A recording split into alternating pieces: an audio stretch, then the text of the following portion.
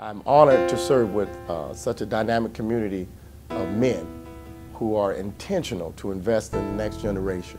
A lot of times we hear these data, we hear these reports, and it's lunacy not to care, but tacit association won't change lives.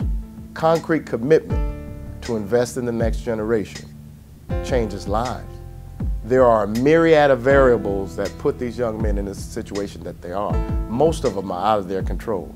But Project M.I.S.T.E.R actually on the front line jumps in where they are and helps shift the narrative, shape the narrative, and change the trajectory. In King County, 1 in 10 children live in poverty. For African American children, that number is 1 in 4, more than twice that rate. 47% of African American teens in Seattle don't even graduate from high school. Nearly half of the teens in Seattle juvenile rehabilitation centers are African American. Yet African Americans only make up 15.4% of the overall teen population in King County. These statistics underscore the crisis facing black youth in our region. But the numbers only tell part of the story. The challenges facing black youth show up in many ways. The Breakfast Group's Project M.I.S.T.E.R is uniquely qualified to meet these challenges. We interrupt the forces that have made school success to be so challenging. 93% of our students who complete Project M.I.S.T.E.R's program successfully actually complete full credit in their school semester. We guide and support them in making positive life changes. 85% of our teens make measurable progress toward completing their high school diploma.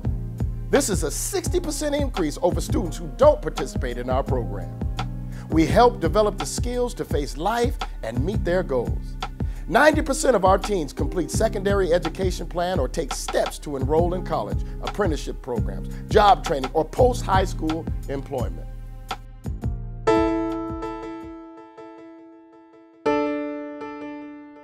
Going back the early 80s, Medina Children's Service with Ed Woodley started a program and they called it Project M.I.S.T.E.R.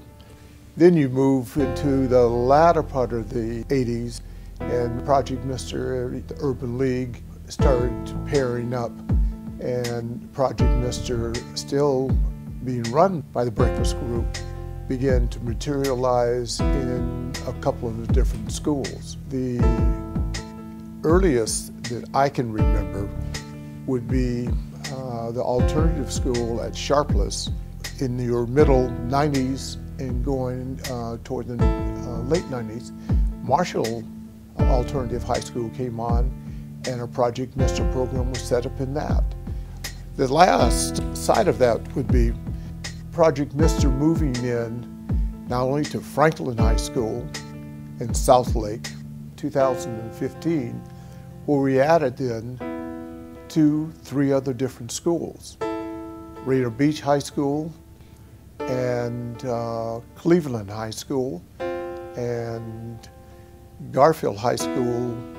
So all high schools south of the Montlake Cut, the south end of the city, all have a Project M.I.S.T.E.R program.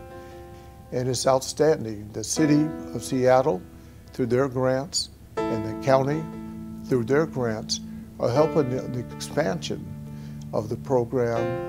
And we're beginning to see the success of having all the schools, not just one school or 2, or not just an alternative school, but a regular straight comprehensive school, that a Project M.I.S.T.E.R program is needed.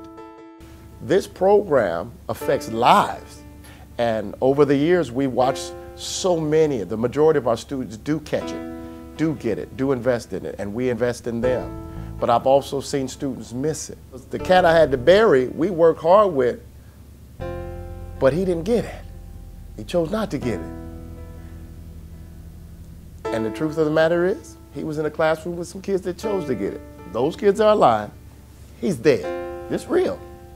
It's not abstract data. It's real lives. And I've been to funerals.